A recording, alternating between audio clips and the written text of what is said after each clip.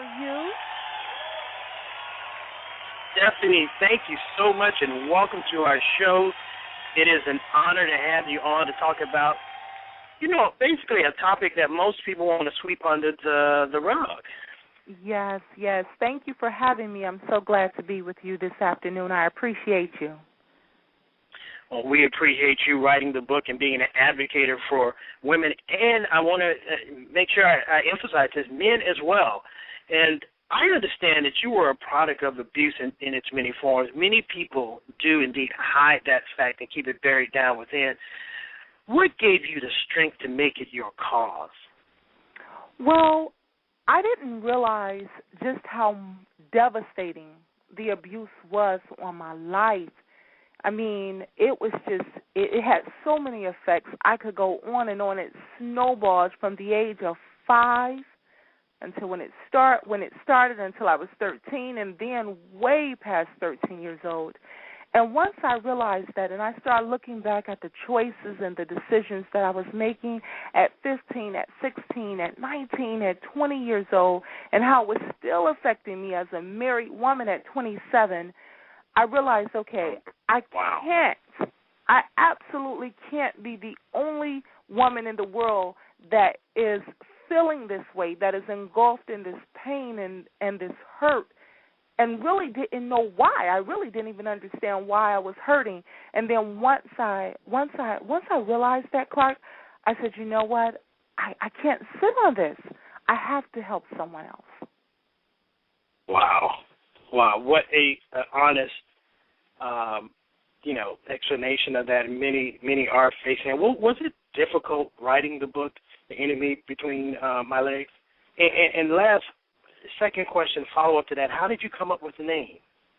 Well, writing the book, no, was not difficult. It was actually pretty easy for me. I enjoyed it to some point because there was some freedom there.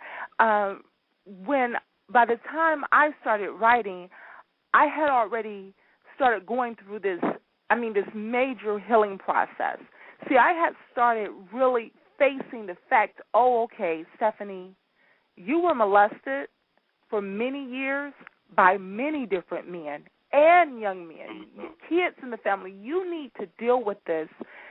I would say maybe when I was around 26, 27, and this book didn't come out, and I didn't start writing this book until after then, until a couple years later. So, let me say, I didn't release the book till a couple years later. So I had been going through that healing process, a lot of prayer, and my husband was helping me with, dealing with it. So by the time the book came out, by the time I was going through that writing process, it was well with me.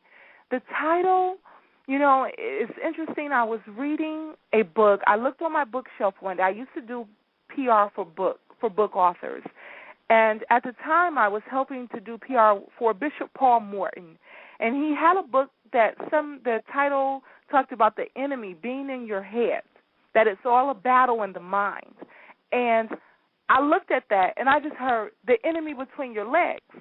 Because for me, that's how I was attacked. That's where my struggle really came from. And so that was it. Now, when I first heard it, I wrote it down. It meant nothing to me. I did not write the book until I think it came out maybe 2.5 years later. I wasn't even thinking about writing a book at that moment. You talked just now about this being a process, a healing process. Was writing the book part of that process for you particularly? Again, I had really started dealing with it prior to writing the book, but let me say that it did help uncover some things that were still buried there. For instance, at that time when I started writing, I remembered the men in my family who molested me. I remembered, 3 or 4 of them. I remembered them. I remember friends of the family who molested me, older teenagers like 18, 19 years old, and other men. I remembered them, but the young people dealing with that child-on-child molestation. You know, I started, as I was writing, I started to recall more of that. There were other people as well who I had not thought about because I had not seen them in years. And as I started writing and these memories started coming back, just certain things, you know, certain people started coming to mind. So that was good for me to really feel like, okay, I'm pulling all of that up and out of me once and for all.